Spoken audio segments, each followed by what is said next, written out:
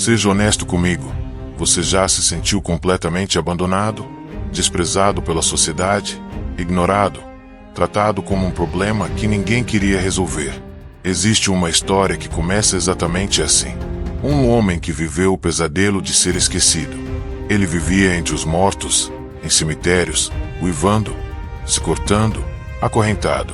Uma figura que espalhava terror, não por ser malvado, mas por ser a representação mais crua do desespero humano. A sociedade, a família, os amigos, todos desistiram dele. Ele era o homem das tumbas. Uma pessoa que se tornou um refém, uma vítima de forças que não entendemos. Mas essa não é apenas uma história sobre tormento. É uma história sobre esperança. Porque em um mundo que o tinha rejeitado, em uma noite escura e cheia de gritos, um barco atravessou o mar. E nesse barco veio o único homem que não teve medo dele, que atravessou tempestades e deixou a multidão para trás, com uma única missão: encontrar uma alma perdida. E o que aconteceu quando esses dois se encontraram, mudou tudo. Fica comigo, porque essa é a história de como Jesus enfrentou o inferno de um homem e o transformou em um embaixador da liberdade. É uma história que vai te fazer questionar o que você realmente entende por loucura e redenção. Imagine a cena comigo. Do outro lado do mar da Galileia, em uma região chamada Gadara, existem cemitérios. Mas não são cemitérios comuns, são cavernas, catacumbas, escuras e úmidas. E é ali, entre os mortos, que vive um homem. Ele não tem nome, não tem casa, não tem família. Seu corpo está coberto de cicatrizes, não apenas das pedras que ele mesmo usa para se cortar, mas também das tentativas desesperadas de prendê-lo. Eles tentaram. A vila inteira tentou. Com correntes, com grilhões, com tudo o que tinham. Mas ele quebrava tudo, como se fossem fios de arame. Ele vagava nu, gritando, se mutilando, uma visão que ninguém queria ver. Um homem que a sociedade desistiu de ajudar, um homem que se tornou prisioneiro de sua própria dor. Um homem que se tornou a própria personificação do inferno na terra. Você consegue imaginar o desespero, a solidão, o terror? Esse era o dia a dia dele. Esse era o tormento dele. E era o terror de toda a região. Ninguém ousava passar por ali. Ninguém ousava se aproximar. Mas então, de repente, em meio a essa escuridão total, algo inesperado acontece. Um barco pequeno atravessa a tempestade no mar. E nele, um homem. Ele não é um general, não é um soldado, é apenas um carpinteiro. Mas a sua simples presença, a sua chegada, é mais poderosa que qualquer exército. Ele não está ali por acaso. Ele está em uma missão. Uma missão para encontrar uma única alma perdida, em meio a todas as trevas. A alma daquele homem, o mar da Galileia, com suas tempestades traiçoeiras, foi cruzado. A multidão, que sempre o seguia, foi deixada para trás. Ele não veio para a glória, não veio para os aplausos. Ele veio para os marginalizados, para os esquecidos. Ele veio para o homem das tumbas. E o que aconteceu quando esses dois se encontraram, mudou não apenas a vida de um homem, mas o destino de uma região inteira. Você está pronto para ver como um único encontro com Jesus pode transformar o seu inferno pessoal em uma história de redenção? Então, fica comigo, porque essa é uma história sobre o poder da liberdade. E é uma história que vai te mostrar que, não importa o quão fundo você tenha caído, existe sempre esperança. A história que estamos contando não começa com um milagre, mas com uma missão. Para encontrar esse homem das tumbas, Jesus atravessou o mar da Galileia. E isso não foi um passeio de barco, foi uma decisão calculada. De um lado, ele estava cercado por multidões, recebendo aplausos, curando os que vinham até ele. Era um ambiente confortável. Do outro lado, o que o esperava, uma região pagã, onde os judeus não eram bem-vindos, cheia de cemitérios e um homem que aterrorizava a todos. Ele literalmente deixou o conforto e a segurança para ir atrás de uma única alma. Pense comigo, por que ele faria isso? Por que arriscaria a vida e o nome para encontrar um homem que a sociedade já havia descartado? A resposta é simples. porque o amor dele não se limita a quem o aplaude. O amor dele vai até os cantos mais escuros do mundo, até as vidas que parecem perdidas para sempre. A viagem de Jesus por aquele mar tempestuoso era, na verdade, uma representação simbólica de sua jornada para o inferno pessoal daquele homem. Ele não estava fugindo da multidão, estava indo para a batalha. Ele estava indo para libertar alguém que ninguém mais podia libertar. O cenário era de pura desolação. Marcos, no capítulo 5, descreve esse homem de uma forma que nos faz sentir o drama. Ele vivia sem roupas, vagando no entre as tumbas, gritando e se ferindo com pedras. Ninguém conseguia segurá-lo, nem mesmo com correntes, pois ele as despedaçava com uma força sobrenatural. Os grilhões, que eram símbolos de segurança para a sociedade, para ele eram apenas brinquedos. As tentativas de prendê-lo só mostravam o quão impotente o homem e a sociedade eram diante do mal. Ele era o retrato vivo do tormento, do desespero, do abandono total. Uma vida sem esperança. É nesse cenário de caos e dor que o barco de Jesus aporta. E a chegada de Jesus não é silenciosa. A presença dele é um farol que atravessa a escuridão. O homem, que antes vagava sem rumo, agora corre em direção a ele. Ele não corre para atacar, mas para se prostrar. Uma ação de adoração. Mesmo a dor e o tormento não puderam apagar o reconhecimento de que, à sua frente, estava o Filho do Deus Altíssimo. O que acontece a seguir é o cerne da história, o ponto de virada, a batalha espiritual que todos estavam esperando. O homem, tomado por uma força descomunal, corre e se joga aos pés de Jesus. Mas não é ele quem fala. É a legião de demônios que habita nele. E o que eles dizem é chocante. O que queres de mim, Jesus, Filho do Deus Altíssimo? Peço-te, por Deus, que não me atormentes. Perceba a ironia aqui. Os demônios, seres espirituais que se opõem a tudo o que é santo, são os primeiros a reconhecer a verdadeira identidade de Jesus. Os homens daquela região o viam como um forasteiro, um pregador. Mas os demônios o veem como Filho do Deus Altíssimo. Eles não o temem por quem ele parece ser, mas por quem ele realmente é. A simples presença de Jesus é tormento para o mal. O poder dele não precisa de gritos ou de lutas físicas. Basta uma palavra, um olhar, a sua autoridade. Jesus não se intimida com ameaça ou com o número de demônios. Com uma calma impressionante, ele faz uma única pergunta que muda o jogo. Qual é o teu nome? E a resposta revela a magnitude da escuridão. Meu nome é Legião, porque somos muitos. Legião era um termo romano para um grupo de soldados que poderia ter até 6.000 homens. Não era um ou dois demônios, mas uma multidão. Era um exército de trevas que havia aprisionado uma única alma. Essa confrontação nos mostra algo fundamental. Jesus não tem medo da nossa escuridão. Ele não se afasta quando a verdade da nossa dor e do nosso tormento é revelada. Pelo contrário, ele vai direto ao ponto. Ele olha para o mal em nossos olhos e exige um nome. Ele expõe a verdade para que a cura possa começar. E é nesse momento que o poder do Salvador se manifesta plenamente. Não é uma batalha de forças, mas uma demonstração de soberania. As trevas podem ser muitas, mas a autoridade de Jesus é absoluta. O confronto chega a um momento estranho, quase bizarro.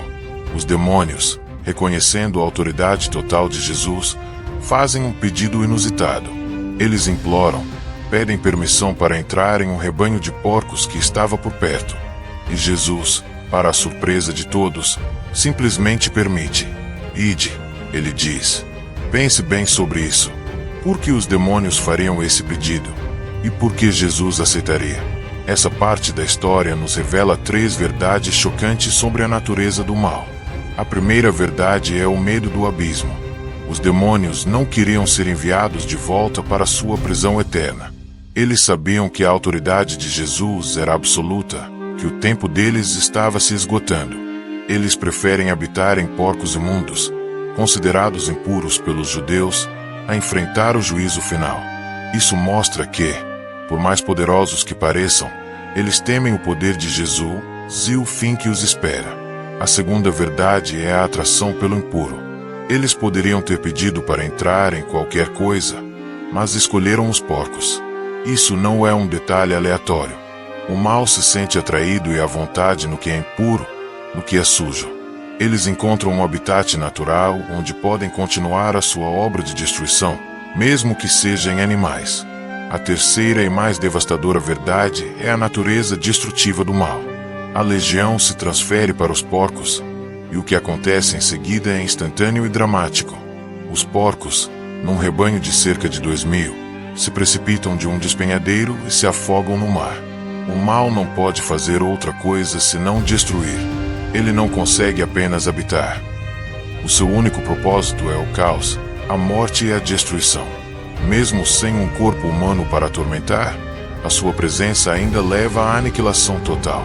O que essa cena nos mostra, de forma inquestionável, é que Jesus não apenas libertou o homem, mas também expôs a verdadeira essência do mal. Ele é caótico, destrutivo e, no fim, completamente impotente diante da soberania de Cristo. A cena que se segue é de um contraste brutal. De um lado, a paz. O homem que antes vivia nu, gritando e se ferindo, agora está sentado aos pés de Jesus, vestido e em perfeito juízo. A transformação é completa, visível, inegável. A sua mente, antes um campo de batalha, agora está em paz. A sua alma, antes aprisionada, agora é livre. Do outro lado, o caos. Os pastores do rebanho, ao verem a cena, correm aterrorizados para a cidade para contar o que aconteceu. E a reação da população é, no mínimo, chocante. Eles saem para ver o que houve, mas não para celebrar a libertação daquele homem. Eles chegam e veem o homem curado, a prova viva de um milagre, mas o foco deles está em outro lugar. Eles veem o rebanho de porcos, sua fonte de renda, afogado no mar. 2.000 porcos, um prejuízo enorme. E o medo deles não é do poder de Jesus, mas do custo desse poder. A liberdade daquele homem teve um preço material alto demais para eles. Esse é o ponto central deste tópico: o custo da liberdade. Para o homem das tumbas, a liberdade custou nada. Ele a recebeu como um presente. Para Jesus, custou uma viagem perigosa e o confronto com um exército de demônios.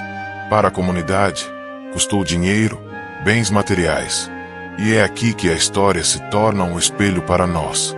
A comunidade de Gadara priorizou a economia, o rebanho, em detrimento da vida de um ser humano. Eles escolheram a estabilidade do seu gado em vez da presença de um Salvador que podia fazer o impossível.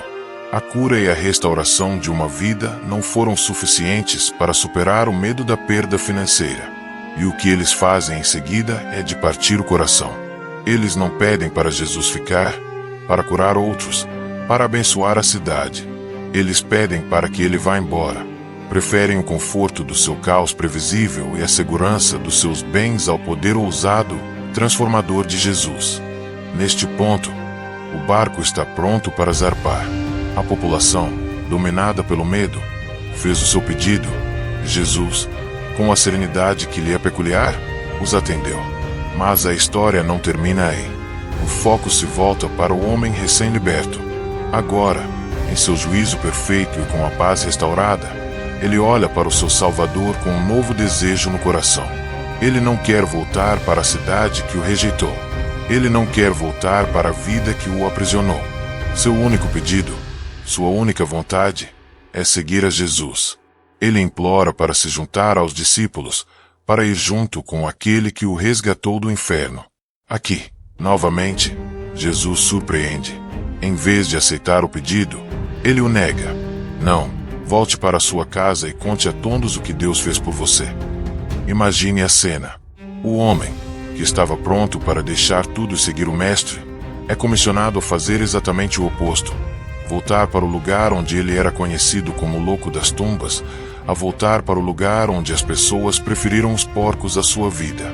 Essa decisão de Jesus não é um castigo, é a missão. Jesus sabia que o testemunho daquele homem não teria o mesmo impacto em Jerusalém, em meio a outros discípulos. Sua história seria mais poderosa e transformadora justamente entre aqueles que o conheciam em seu estado mais sombrio. Ele era a prova viva, a evidência inquestionável do poder de Jesus. A sua vida, agora restaurada, seria o sermão mais convincente que aquela região poderia ouvir.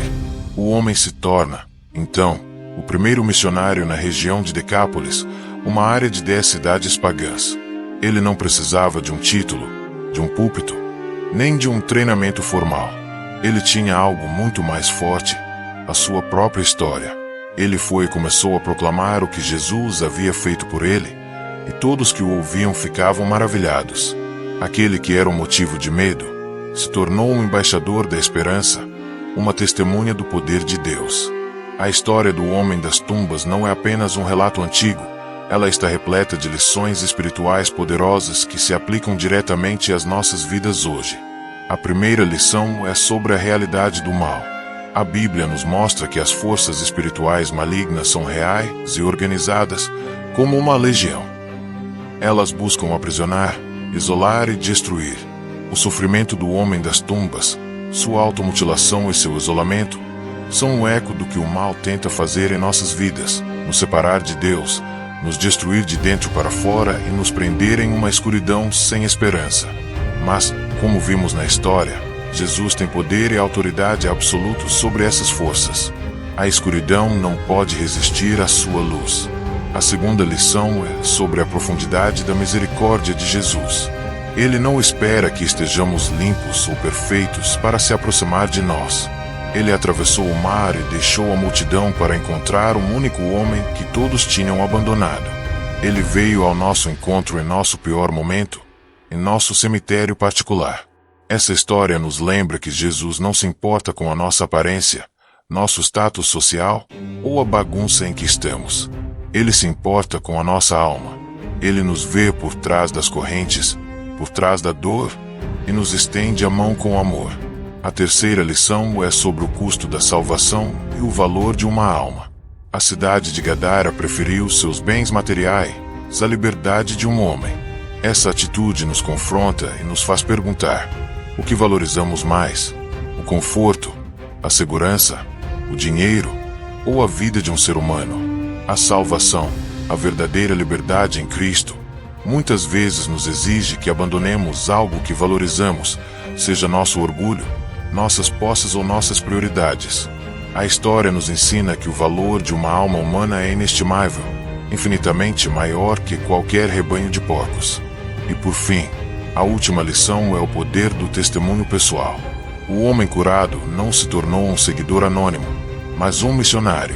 Sua missão não era pregar doutrina complexa, mas simplesmente contar a sua história. O que Deus fez por ele se tornou a prova mais poderosa de que Jesus é real. Agora que mergulhamos nessa história, eu te convido a fazer uma pausa e olhar para dentro de si. A história do homem das tumbas não é só sobre ele. É sobre você e eu. Pense nas tumbas da sua vida. O que te aprisiona, o que te mantém isolado com medo, pode ser um vício, uma culpa do passado que você não consegue superar, uma ansiedade que te paralisa, uma mágoa que te impede de viver. Talvez você se sinta como aquele homem, acorrentado, açoitado pelas circunstâncias, vivendo em um cemitério emocional, mental ou espiritual. Talvez você já tenha tentado se libertar com suas próprias forças, mas as correntes parecem sempre voltar. Assim como a sociedade desistiu daquele homem, talvez você sinta que o mundo já desistiu de você. Ou pior, talvez você mesmo já tenha desistido de si. Mas eu quero te lembrar que, assim como Jesus atravessou um mar tempestuoso para encontrar uma única alma, Ele está disposto a fazer o mesmo por você. Não importa o quão fundo você tenha caído, o quão escura a sua situação pareça, a voz dele ainda ecoa. E essa voz tem a autoridade de chamar pelo nome cada demônio, cada medo, cada tormento que te assombra. Não importa se o seu problema é grande como uma legião, ou se ele parece pequeno demais para ser notado. A presença de Jesus é a única coisa que pode trazer a verdadeira paz e a verdadeira liberdade. Ele não veio para te julgar, mas para te salvar. Ele não veio para te condenar por estar nas tumbas, mas para te vestir, te devolver a sanidade e te dar uma nova vida. A única coisa que ele pede é que você permita que ele chegue perto. Então, Neste momento, eu te faço um convite simples e profundo. Chame por ele. Grite o nome dele. Como o homem das tumbas, prostre-se aos seus pés. Peça a ele para entrar no seu barco, para entrar na sua vida e para silenciar as tempestades que te aterrorizam. Permita que ele exponha a escuridão, para que a sua luz possa, finalmente, brilhar. A jornada do homem das tumbas termina, mas a sua história continua a ecoar por séculos. Aquele homem, que um dia foi o terror de uma vila, se tornou a prova viva de que a graça de Jesus pode alcançar qualquer um, não importa o quão desesperadora seja a situação. Ele não se tornou um seguidor anônimo, mas um missionário. Sua vida não foi apenas restaurada, foi transformada em um propósito. E esse é o desfecho que Jesus quer para cada um de nós. Que, depois de sermos libertos, nos tornemos embaixadores da esperança, proclamando ao mundo o que ele fez por nós. A sua história, a sua jornada, o seu testemunho é a ferramenta mais poderosa que você tem. Não se trata de ter um púlpito, um microfone ou uma grande plataforma, mas de ter uma vida que foi tocada e transformada pelo poder de Deus. Aquele homem não precisou de um roteiro. Ele tinha uma história, e a sua história, quando contada com sinceridade e paixão, é capaz de mover corações e inspirar a fé de outras pessoas. Então, com essa história, com essa lição, eu te deixo uma reflexão. Qual é o seu próximo passo? Se você permitiu que Jesus entrasse no seu barco e tomasse o controle, então agora é a hora de começar a contar para o mundo o que ele fez por você. Seja luz na sua família, no seu trabalho, na sua comunidade. Seja a prova viva de que Jesus ainda liberta, ainda cura e ainda transforma. E se essa história de redenção e esperança tocou o seu coração, se fez sentido para você, quero te fazer um convite especial.